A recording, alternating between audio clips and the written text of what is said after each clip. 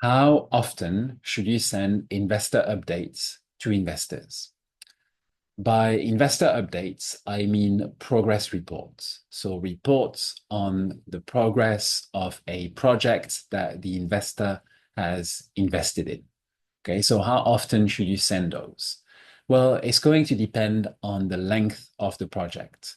For very short projects, projects with a very quick turnaround, say just a few months, it's going to make sense to send frequent updates, maybe bi-weekly updates, if there's enough to talk about, enough to report on the project. But most property projects are going to take between 12 and 18 months.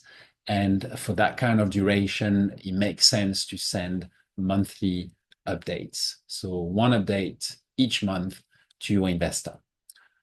Two reasons for that. Number one, monthly updates means that it's not too much work for you.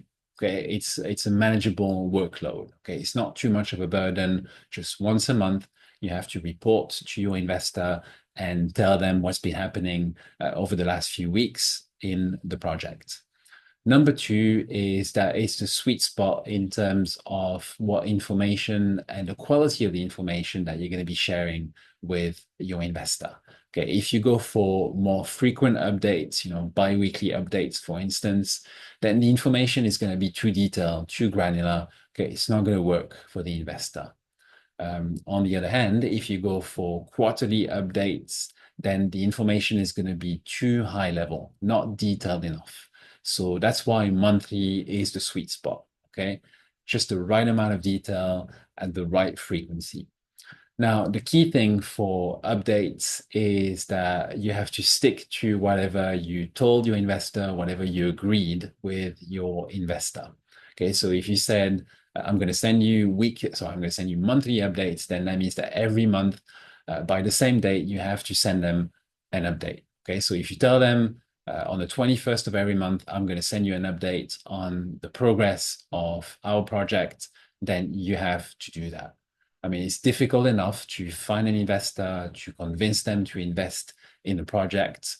You have to do the simple things well. And the simple things are, for starters, to send updates when you said you would send updates. It's one of the easiest measures of success or measures of performance for us as investors is if you do what you say you would do.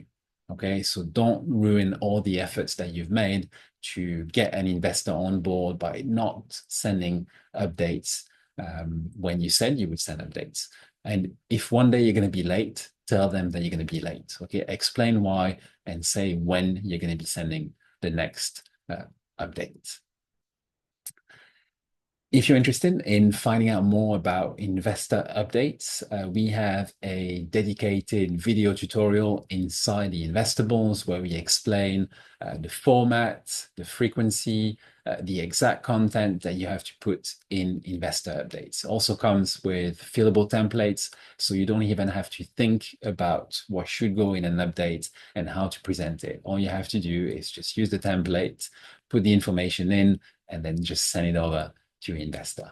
If that's of interest to you, make sure to join the waitlist so that you can join the community the next time the doors reopen.